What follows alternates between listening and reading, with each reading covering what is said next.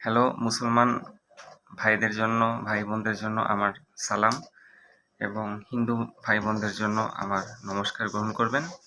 আমি আজকে আসলে কথা বলতে যাচ্ছিলাম আমাদের এনটিআরসি এর ভুল চাহিদা নিয়ে। ভুল চাহিদার মধ্যে মেইনলি হচ্ছে আমি যে বিষয় নিয়ে কথা বলতে যাচ্ছিলাম সেটা হচ্ছে ভোকেশনাল এবং জেনারেল। আমরা যারা জেনারেল শাখায় আছি কিন্তু ভুলবশত টেকনিক্যাল শাখায় আমাদের সুপারিশ হয়ে গেছে। তো এইটা বিষয়ে কারণ আমিও সেম প্রবলেম ফেস করছি।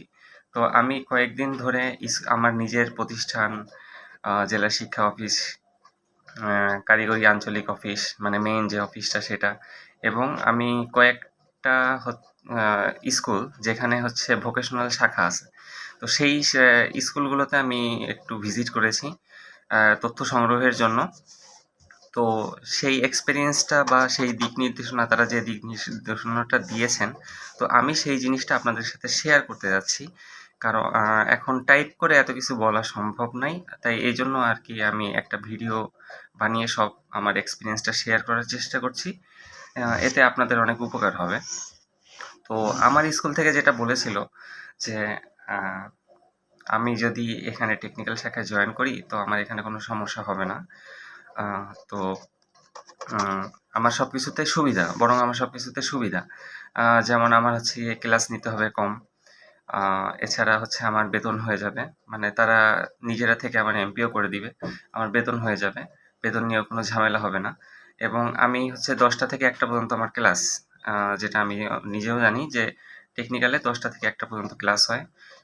ক্লাসে কোনো স্টুডেন্ট তেমন থাকে না। আর থাকলেও তেমনভাবে ক্লাস হয় না আরকি। ২-১ জন স্টুডেন্ট থাকে, আপনি হয়তো গিয়ে একটু মানে তাদের জন্য খুব কষ্ট করতে হয় না এটা। তো আরেকটা জিনিস সেটা হচ্ছে গিয়ে স্যারেরা এই কথাও বলল যে আপনি এখান থেকে টেকনিক্যাল ২ বছর পর যদি আপনার এখানে থাকতে ইচ্ছে না করে তাহলে আপনি টেকনিক্যাল থেকে জেনারেলে যেতে পারবেন। তো যেটা নিয়ে আমার ১ম এ একটু ডাউট ছিল যে জেনারেল থেকে আমি টেকনিক্যালে মানে জেনারেলে আমার মানে টেকনিক্যালে আমার এমপিও হয়ে যাবে। পরবর্তীতে আমি একটা জেনারেল শাখার একটা স্কুলে কিভাবে আমি আ বদলি হবে। তো এইটা নিয়ে আমি আসলে স্কুলের কথায় আমি ওইভাবে মানে উম গুরুত্ব দেইনি। এবং স্কুলের বিষয়টা হচ্ছে আমি নিয়োগপত্র নেয়ার জন্য গিয়েছিলাম স্কুলে। কিন্তু মানে তারা ঐদিনই আমাকে যোগদান করিয়ে দেয়ার মানে একটা প্রচেষ্টা চালাচ্ছিল যে আমি যাতে ঐদিনই যোগদান করে ফেলি। তো এইটা এবং হচ্ছে গিয়ে আমাদের এখানে এবং তারা এই আরেকটা জিনিস বলল যে আমাদের এইখানে গত বছর জেনারেল থেকে একজন টেকনিক্যালে সুপারিশপ্রাপ্ত হয়েছে একজন ম্যাডাম। তো তাকেও আমরা হচ্ছে গিয়ে ২ মাসের ভিতরে এমপিও করে দিয়েছি। মানে আ যেটা আমাদের জোর মাসে হয়। তার মানে হচ্ছে যে মাসে এপ্লাই করেছে তার ১ মাস পরেই সে হচ্ছে আ পেয়ে গিয়েছে। তো মানে সেই ম্যাডামের নাম্বারও দিল আমাকে যে আপনি চাইলে কথা বলতে পারেন। সে এখন বিএড করতেছে। সেই ম্যাডাম এখন বিএড করতেছে। তো আর কি সব দিক থেকে আমি মানে আমি তো পুরোটাই আশাহত। এবং আমার স্কুলেই আমার সাথেই এবার আমার একটা মানে ছোট ভাই সেও আর কি ওখানে ইংরেজি বিষয়ে সুপারিশপ্রাপ্ত হয়েছে। আমার বিষয়টা হচ্ছে ম্যাথমেটিক্স। তো মানে সে হয়তো অতটা বুঝতে পারে নাই ১ম এই। কিন্তু আমি যেহেতু একটু ঘাটাঘাটি করি আমি ১ম এই বিষয়টা বুঝতে পেরেছিলাম যে এটা একটা প্রবলেম আছে। তো সেইজন্য আমি ওইখান থেকে এসেই আসলে আমি হেড স্যারকে কয়েকবার ওখানে গিয়ে জিজ্ঞেস করেছি যে স্যার এখানে স্কুল কেমন? বা যেহেতু আমার কারিগরি শাখায় ক্লাস দিতে যাচ্ছেন, তো আপনাদের হচ্ছে গিয়ে আমার কোনো সমস্যা হবে কিনা? সবকিছু আমি ওখানে যাচাই করার চেষ্টা করেছি। তো হেড স্যার সব দিক থেকেই পজিটিভ বলেছে। আর হেড স্যার এই কথাটাও তখন বলেছিল যে ৩ মাস পর আপনার যদি বেতন না হয়, তাহলে আপনি এখান থেকে রিজাইন দিয়ে চলে যান। আর যদি আমরা আপনাকে এমপিও করে দিতে না পারি, তাহলে প্রবলেমটা আপনার থেকে তো আমার বেশি। কারণ আপনি যদি আমাকে এখানে এনটিআরসিতে গিয়ে যদি একটা লিখিত দেন বা হচ্ছে গিয়ে আপনি যদি একটা মামলা করেন, আমার এমপিও চলে যাবে। তো আমি বুড়ো বয়সে এমপিও চলে গেলে আমি আমার ফ্যামিলিকে কি দিব? বা রিটায়ারের আগে আমার যদি এমপিও চলে যায়, তাহলে আমি তো ভুক্তভোগী বেশি হব। তো আমি যদি এটা আপনাকে মানে প্রোভাইড করতে না পারি, তাহলে আমি আপনাকে হচ্ছে গিয়ে কেন এখানে জয়েন করাবো?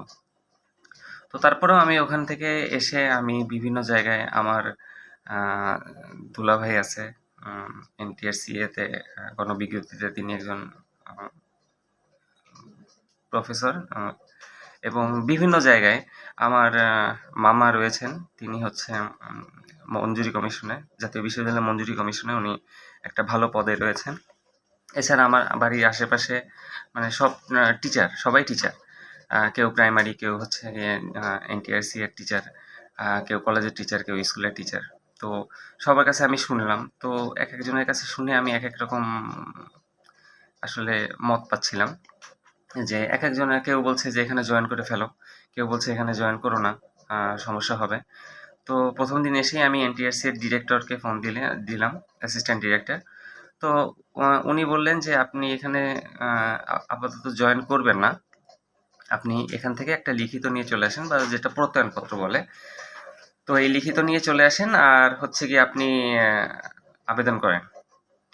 তো এটা নিয়েও একটু কনফিউশনে ছিলাম। তো আজকে সকালে আমি ১ম এ যাই আমাদের জেলা শিক্ষা অফিসে। আমি এবং আমার সেই ভাইটা, যে আমারই মানে কলিগ আরকি। কলিগ, জেনারেল থেকে আরকি ইংলিশ বিষয়। তিনি হচ্ছে আমার প্রতিষ্ঠানেই আরকি সুপারিশপ্রাপ্ত হয়েছেন। তো আমরা গেলাম, আমরা গিয়ে জেলা শিক্ষা অফিসে স্যারের সাথে কথা বললাম, মেইন যে বড় স্যার, তার সাথে কথা বললাম। তো তিনি আমাদের বললেন যে এখানে জয়েন করলে কোনো প্রবলেম হবে না। প্রবলেম হবে না। এখানে আপনি চাইলে মানে সহজেই এমপিও করতে পারবেন। আপনার এখানে মানে পরিশ্রমটা অনেক কম হবে। আপনি এমপিও করতে পারবেন। আপনি ১০টা থেকে ১টা পর্যন্ত এখানে থেকে পড়াশোনা মানে এখান থেকে ক্লাস নিয়ে আপনি তারপর যদি অন্য চাকরির জন্য চেষ্টা করেন, এখানে পড়াশোনা করতে পারবেন। বা হচ্ছে আপনি যদি টিউশনি করতে চান, সেখানে করতে পারবেন। অন্য কোনো জব, অন্য কোনো বিজনেস করতে চান, এর জন্য হিউজ সময় পাবেন। তো আমি বললাম যে, "স্যার, সুপারিশের বিষয়টা কি? যে আমি যদি এখানে টেকনিক্যাল ট্রেডে মানে টেকনিক্যাল শাখায় থাকতেই চাচ্ছি না, তাহলে কি করব?" তাহলে বলল সে, "তাহলে সেটা আপনার এনটিআরসি তে আ যেতে হবে। গিয়ে কথা বলে দেখতে হবে যে সুপারিশটা আসলে অ্যাকসেপ্টেবল হবে কিনা?" তো তারপর আমি বললাম যে, "স্যার, এখানে যদি আমি টেকনিক্যালে জয়েন করেই ফেলি, তাহলে স্যার আমি কি বদলিতে কোনো সুযোগ পাবো, বা বদলির ক্ষেত্রে কোনো হেল্প পাবো কিনা?" তো স্যার বলল যে, "আপনি ২ বছর পর জেনারেল থেকে টেকনিক্যালে মানে বদলি করতে পারবেন।" যেটা শুনে আমার একটু খটকা লাগলো, কারণ আমি এটা জানতাম যে জেনারেল থেকে আসলে জেনারেলে আমার যদি এমপিও হয়ে মানে টেকনিক্যালে আমার যদি এমপিও হয়ে যায়, তাহলে জেনারেলে যাওয়ার কোনো আসলে বদলি হওয়ার ওরকম সুযোগ নেই। তো এইটা নিয়ে আমি একটু খটকা পেলাম যে আসলে এত বড় একটা অফিসার, তিনি আমাকে এরকম ভুল তথ্য কিভাবে দিচ্ছেন। তো তারপর ওইখান থেকে বের হয়ে মানে আমি গেলাম হচ্ছে আমার জেলারই একটা বেশ স্বনামধন্য একটা স্কুল, যেখানে হচ্ছে টেকনিক্যাল শাখা আছে, টেকনিক্যাল এবং ভোকেশনাল শাখা আছে, এবং তাদের শাখাটা অনেক কমপ্লিট। তো সেটা হচ্ছে খুলনা বয়রা ডাক বিভাগ স্কুল। তো ওখানে গিয়ে আমি কথা বললাম। কথা বললে ওনারাও বলল, মানে ওনারা যেটা বলল, তো ওনাদের মেইন যে অফিস, টিচার্স রুম, ওইখানে আমি গেলাম। আমি এবং আমার কলিগ গেলাম।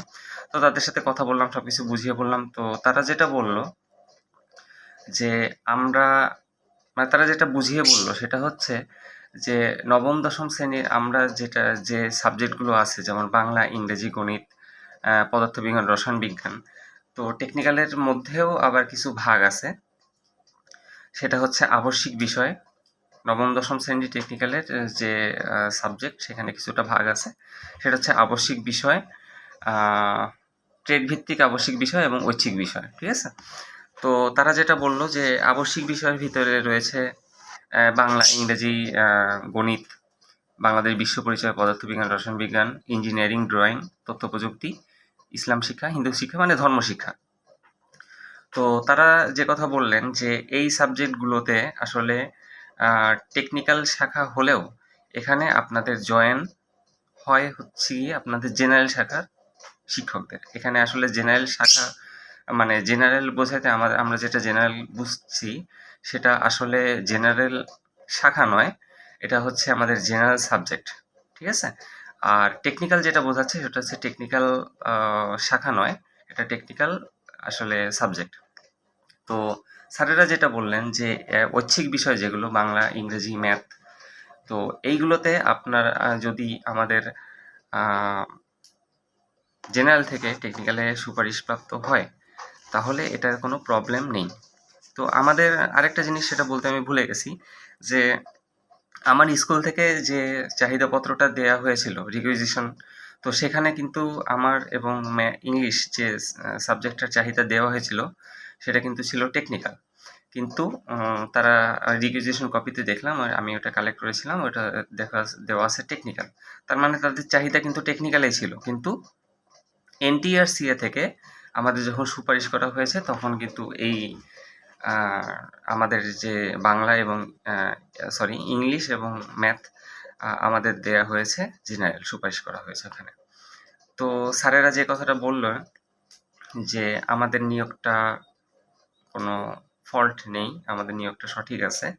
তো টেকনিক্যালের স্যারেরা যেটা বললেন যে হচ্ছে আপনারা যদি এটা নিয়ে আবেদন করেন, রিসুপারিশের জন্য আবেদন করেন, তাহলে এনটিআরসিএ আসলে এখানে কোনো হেল্প করবে না, রিসুপারিশও দিবে না, বিশেষ করে এই সাবজেক্টগুলোতে। বলল যে আপনার যদি এমন হতো যে আপনার জেনারেল থেকে ট্রেডের কোনো একটা সাবজেক্টের আসলে সুপারিশ হয়ে গেছে, যেমন যদি বলা হয় যে ড্রেস মেকিং, ঠিক আছে, ড্রেস মেকিং এবং প্যাটার্ন, এরকম যদি একটা সাবজেক্টের আন্ডারে, যেটা হচ্ছে গিয়ে ইনস্ট্রাক্টরদের কাজ, ট্রেড ইনস্ট্রাক্টরদের ক্লাস বা তাদের বিষয়, এরকম কোনো বিষয়ে যদি আমাদের সুপারিশ হয়ে যেত, তাহলে সেক্ষেত্রে এনটিআরসি আমাদের চেঞ্জ করে দিত বা রিসুপারিশের জন্য আমাদের ইলিজিবল মনে করত। তো যেহেতু আমাদের জেনারেল বিষয়েই আছে আর কি, তো এই ক্ষেত্রে আমাদের হচ্ছে গিয়ে সুপারিশ চেঞ্জ করবে না আর কি, মানে রিসুপারিশের জন্য আমাদের আবেদন করবে না, এটা ওই স্কুল থেকে বলল।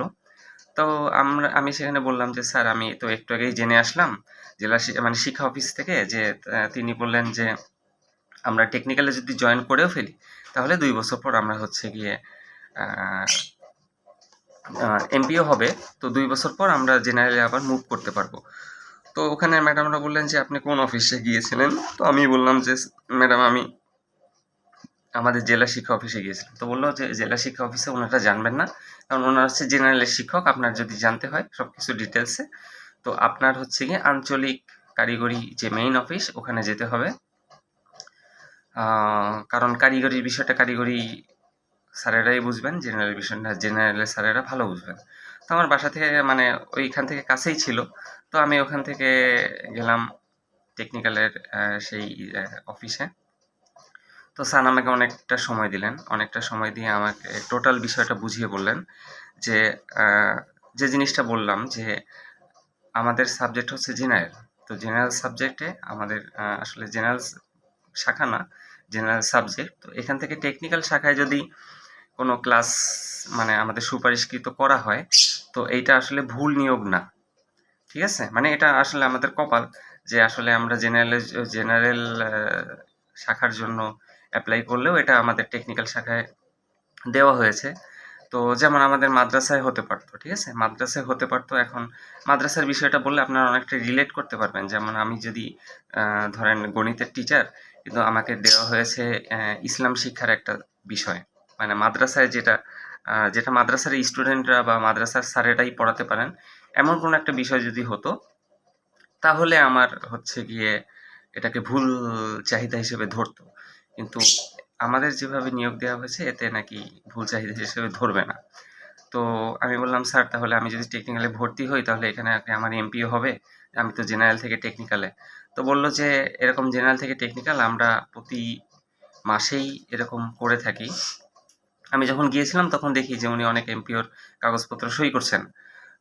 তো বললো যে এখানে দেখেন এতগুলো এমপিওর কাগজপত্র এরকম এসেছে, এর মধ্যে হয়তো কেউ এরকম জেনারেল থেকে মাদ্রাসায়ও আছে, মানে জেনারেল থেকে টেকনিক্যালেও আছে, তো তাকে আমরা এখান থেকে করে দিচ্ছি। তো আমার বাসার কাছাকাছি। তো তিনি বললেন যে আপনার কোনো সমস্যা হবে না, তো আপনাকে বেতন আমরা এখান থেকে করে দিব, আপনার এমপিও আমরা এখান থেকে করে দেবো, আপনার এখানে কোনো সমস্যা হবে না। জেনারেল থেকে টেকনিক্যাল এটা আপনার আসলে জেনারেল বিষয়, জেনারেল সাবজেক্ট, এটা আসলে জেনারেল শাখা নয়। তো স্যার বললেন, তাহলে আমি বললাম যে স্যার তাহলে টেকনিক্যাল থেকে আমি যদি 2 বছর পর জেনারেলে যেতে চাই তাহলে সেটা কি পসিবল? তো স্যার বলল যে না, এখন পর্যন্ত বাংলাদেশে এমন কোনো সিস্টেম নাই যে আপনি টেকনিক্যালে ঢুকবেন এবং 2 বছর পর বদলি হয়ে জেনারেলে যাবেন। তো এটা নিয়ে আমি একটু কনফিউশন ছিলাম। তখন স্যার একটা কাগজ নিয়ে আমাকে বোঝালেন যে জেনারেল শাখা জেনারেল শাখার টিচার তাদের তো বোর্ড আলাদা, কারিগরি বোর্ড আলাদা, এবং আমাদের জেনারেল শাখার তাদের বেতনটা হয় মাধ্যমিক এবং উচ্চ মাধ্যমিক বোর্ড থেকে, আর এনাদের বেতনটা হয় কারিগরি বোর্ড থেকে। তো আমরা যদি এখান থেকে ইন্টারচেঞ্জ করতে চাই পরবর্তীতে, আসলে তখন একটা বিষয় হবে যে আমাদের বেতনটা আসলে কে দিবে? কারণ আমি একজনের আন্ডারে কাজ করতাম, আবার আরেকজনের আন্ডারে যেতে যাচ্ছি। তো আসলে বেতনটা কে দেবে? এই বেতন সংক্রান্ত একটা জটিলতা আছে। তারপরে ২ টার এমপিও সিস্টেমটাও আলাদা। আপনার আপনার যখন জেনারেল থেকে আপনি এমপিও করতে যাবেন, তখন আপনাকে ৪ জায়গায় যেতে হবে, ৪ জায়গায় কাগজটা পাঠাতে হবে। কিন্তু আপনি যখন কারিগরিতে এমপিও করতে যাবেন, তখন আপনার ১ জায়গায়, মানে আমি যেখানে গিয়েছিলাম, ওইখানে কাগজ পাঠালেই আপনার হয়ে যাবে। তো সেক্ষেত্রে আসলে পরবর্তীতে এমপিও আসলে এটা পসিবল না। স্যার যেটা বললেন যে এখন পর্যন্ত বাংলাদেশে এমন কোনো রুল নেই যে টেকনিক্যাল থেকে মানে আপনি জেনারেলে যেতে পারবেন। আপনি টেকনিক্যাল থেকে টেকনিক্যালে যেতে পারবেন। অন্য কোনো একটা স্কুলের টেকনিক্যাল শাখায় জেনারেল সাবজেক্টে যেতে পারবেন। তো সবকিছু শুনলাম, সবকিছু শোনার পর এখন এরপর আমি বাসায় আসলাম। বাসায় এসে মানে সেম প্রবলেমগুলো নিয়ে আজকে যে ভাইগুলা বা এতদিন যে ভাইগুলা NTRCA তে গিয়েছিলেন, তো আমি তাদের সাথেও কথা বললাম। তো NTRCA থেকে আবার বলছে উল্টো কথা যে আপনারা হচ্ছে গিয়ে জয়েন করবেন না। এরকম যাদের সমস্যা রয়েছে তারা জয়েন করবেন না। আপনাদের বিষয়টা রিসুপারিশের জন্য কনসিডার করা হবে এবং খুব দ্রুতই আপনাদের রিসুপারিশ করে দেওয়া হবে। NTRCA থেকে এটা বলেছে।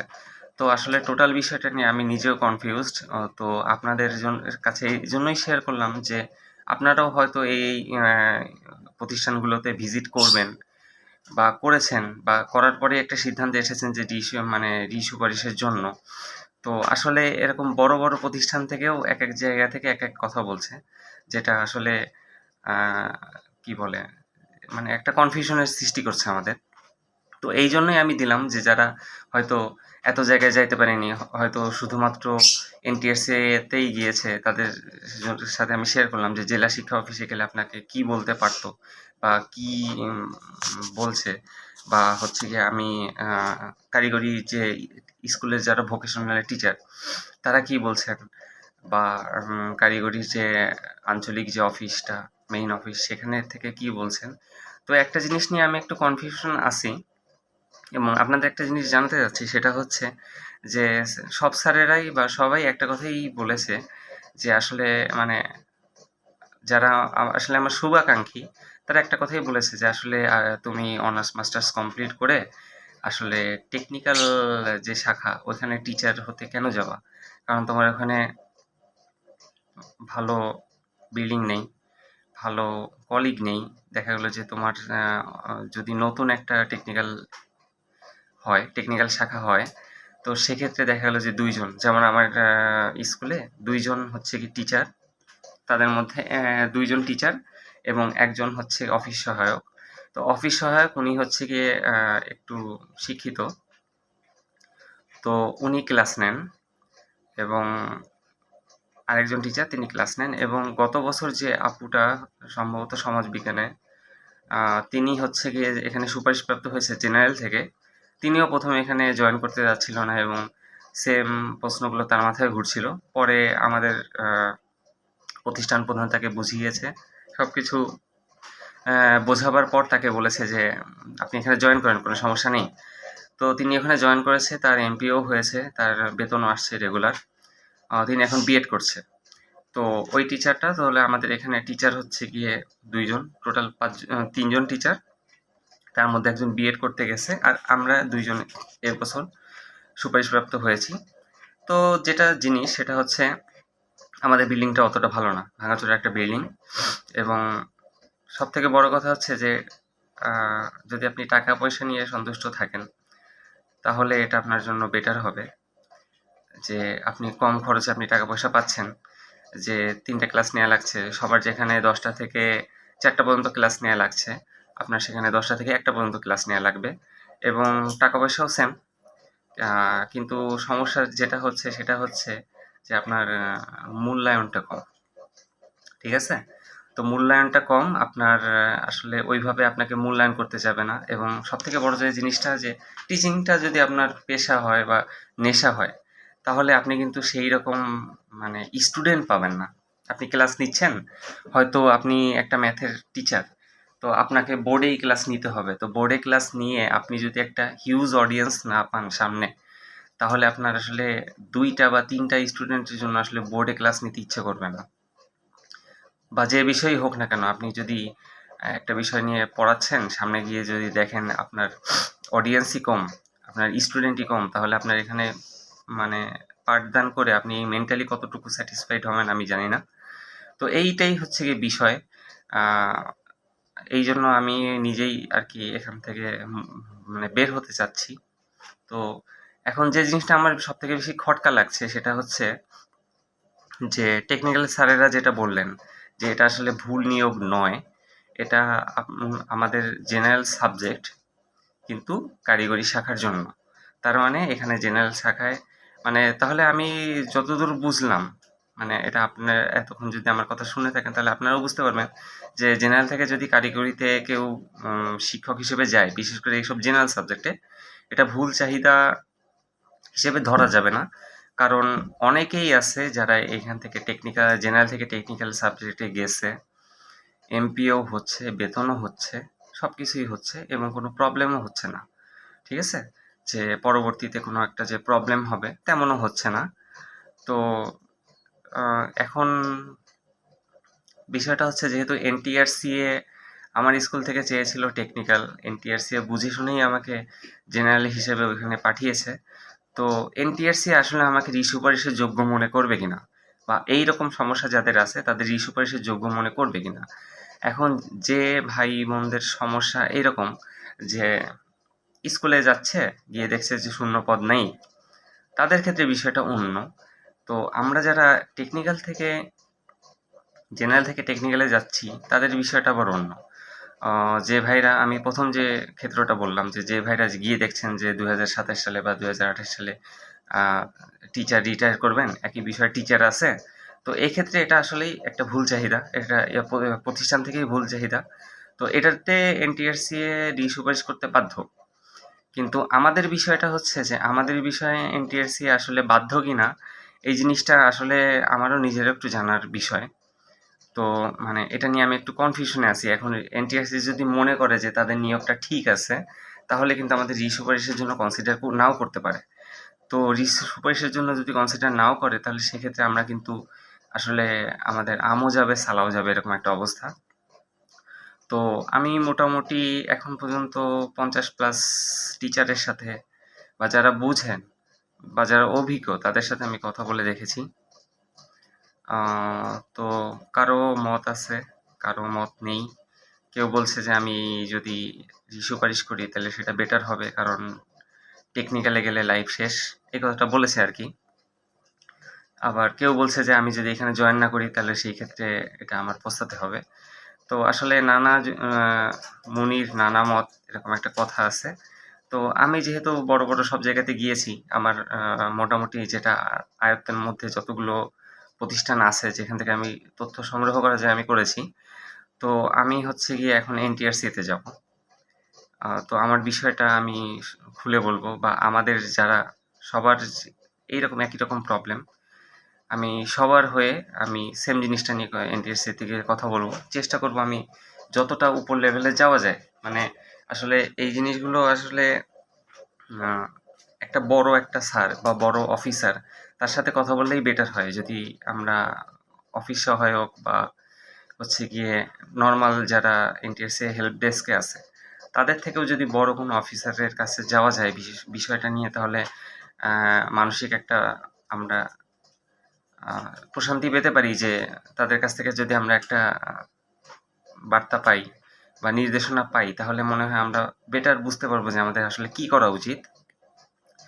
তো আমি রবিবার বা সোমবার হয়তো যাব এনটিআরসিএতে, কারণ শনিবার গেলে আমি শুনছি যে একটু ভিড় থাকে। তো আমি একটু ফ্রি টাইমে যাওয়ার চেষ্টা করব, যে যাতে আমি একটু বেশি সময় ধরে কথা বলতে পারি এবং আমাদের সবার বিষয়টা বুঝিয়ে বলতে পারি যারা এরকম প্রবলেম আছে। আচ্ছা, আরেকটা জিনিস সেটা হচ্ছে আমি কয়েকজন ভাই বোন এনটিআরসিতে গিয়েছে আমাদের এই সেম প্রবলেমটা নিয়ে। অনেকে আছে যে যারা ম্যাথেরই টিচার, তারাও এরকম জেনারেল থেকে টেকনিক্যালে আসলে সুপারিশপ্রাপ্ত হয়েছেন। তো তারাও গিয়েছেন, বাংলা, ইংরেজি তারাও গিয়েছেন। তো তাদের এনটিআরসিএ থেকে তাদের নাকি বলেছে যে আসলে জয়েন না করতে, রিসুপারিশের জন্য আবেদন করতে। তো আসলে মানে এই জিনিসগুলো নিয়েই আর কি একটু টেনশনে আছি, কারণ এনটিআরসিও একটা বড় প্রতিষ্ঠান, আবার কারিগরির যে হেড তিনিও কিন্তু মানে সাধারণ কোনো ব্যক্তি নয় যে সে একটা কথা বলবে বা সেই কথাটা ভুল হবে। যদিও শিক্ষা অফিসার হেড যিনি, তিনি একটা ভুল তথ্য দিয়েছিলেন যে আমি জেনারেল থেকে টেকনিক্যালে বদলি হতে পারবো। তো আসলে মানে এই সব কথার জন্য আসলে কনফিউজড হয়ে যাচ্ছি। তো আমি এনটিআরসিতে যাব। আমাদের যারা এরকম বিষয় আছে তাদের জন্য মানে আমি রিসুপারিশে আবেদন করার পূর্বে আমি আসলে টোটালি আর কি শিওর হতে চাচ্ছি যে আমি রিসুপারিশের জন্য অ্যাপ্লিকেবল হব আর কি, এলিজিবল হব আর কি। যে আমি আমি যদি আমার সব বিষয়টা বুঝিয়ে বলি, সেক্ষেত্রে মানে এনটিআরসিএ যদি মনে করে যে না এখানে এনটিআরসির একটা ভুল বা আমার স্কুলের একটা ভুল, তাহলে তারা রিসুপারিশ অবশ্যই করবে। যাচাই বাছাই যখন করবে তখন যদি দেখে যে আমাদের একটা যে কোনো একটা মানে আমার দিক থেকে কোনো প্রবলেম নেই, প্রবলেমটা এনটিআরসিএ বা হচ্ছে আমার স্কুল প্রধান বা স্কুল প্রতিষ্ঠানে, সেক্ষেত্রে এনটিআরসিএ আমাকে কিন্তু রিসুপারিশ করতে বাধ্য। তো আজকে হোক কালকে হোক রিসুপারিশের জন্য কিন্তু আমাদের বাধ্য। কিন্তু যদি এনটিআরসিএ মনে করে যে আসলে তারা যে নিয়োগটা দিয়েছে বা তারা আমাকে যে সুপারিশটা করেছে এটা আসলে ভুল নয়, তাহলে কিন্তু তারা আমাকে রিসুপারিশের জন্য যোগ্য মনে নাও করতে পারে। সেক্ষেত্রে কিন্তু আমি আমার স্কুল প্রতিষ্ঠানেও জয়েন করতে পারবো না বা স্কুলটাও আমার হারাবে, এবং আর কি স্কুলটাও হারাবে এবং আমি কিন্তু রিসুপারিশও পাচ্ছি না। তো আলটিমেটলি তাহলে আমি এনটিআরসিতে একটু যাব।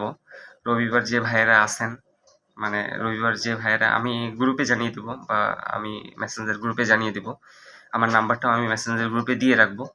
তো সেক্ষেত্রে যদি রবিবার যারা যাবেন তারা যদি আমার সাথে যোগাযোগ করেন, আমি আবেদনপত্র জমা দিতে যাব না আসলে, আমি আসলে বিষয়টা শুনতে যাব।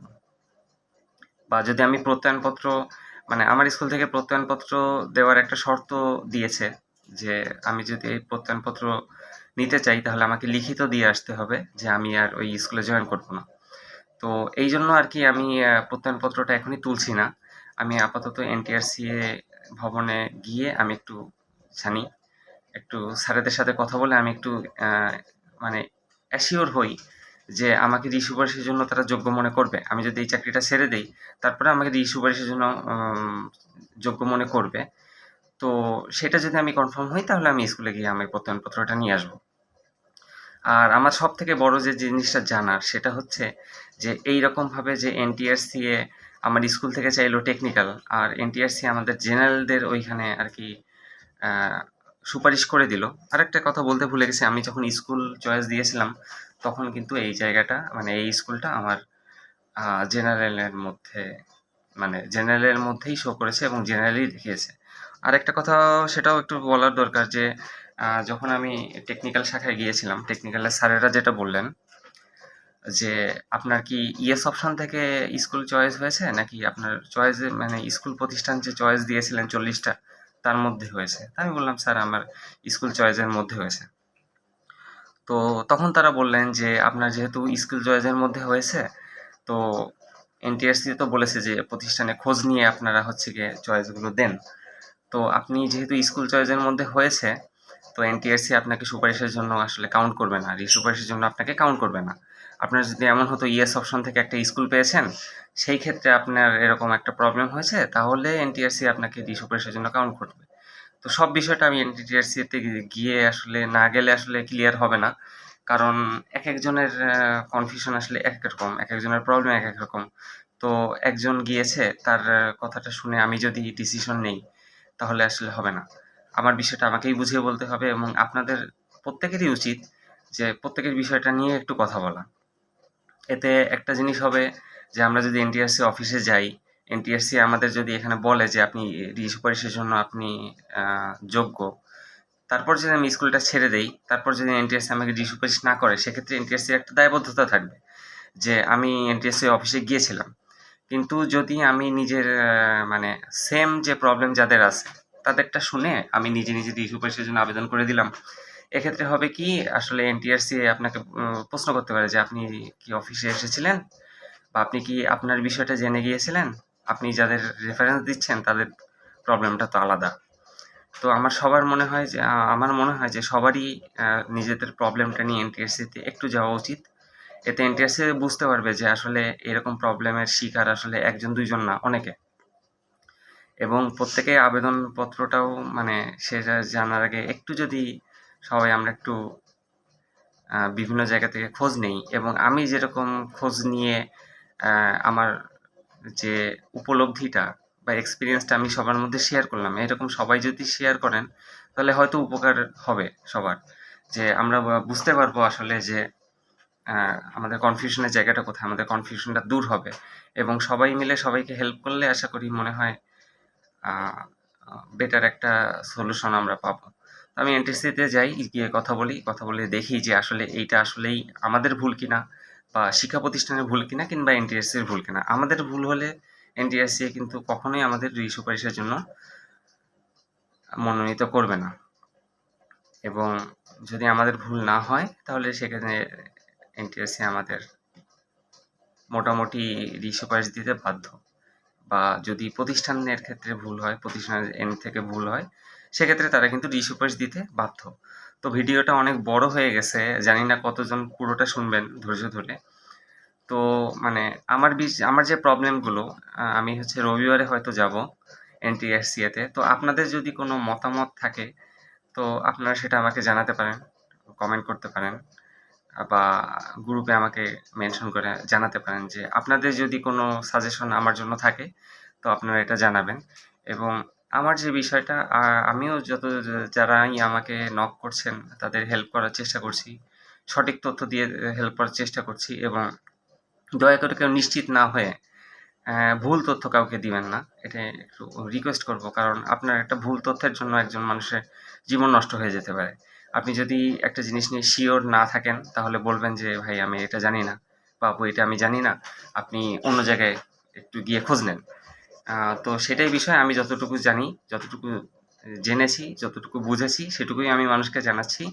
আর যেটা নিয়ে আমি কনফিউশন আছি সেটা আমি অভিজ্ঞদের কাছ থেকে আমি বরং জানতে ইচ্ছুক। তো এটুকু বলেই আমি আমার আসলে এক্সপিরিয়েন্স শেয়ারের এটা আমি বন্ধ করছি। তো সবাই ভালো থাকবেন এবং আমার জন্য দোয়া করবেন। এবং আমি এনটিএসসিতে গিয়ে মানে কি রেজাল্ট পাই, বা কি তাদের বক্তব্যটা, এটা নিয়েও আমি আপনাদের জন্য একটা ভিডিও তৈরি করব। তাতে আপনাদের উপকার হবে, যারা দূরে আছেন, যারা একটু দৌড়াদৌড়ি করতে একটু ভয় পান, বা হচ্ছে গিয়ে দৌড়াদৌড়ি করতে চান না। তো তারাও আরকি বুঝতে পারবেন। যেমন আজকে এতগুলো প্রতিষ্ঠানে ঘোরাঘুরি করেছি। অনেকে হয়তো এই প্রতিষ্ঠানগুলোতে যাননি।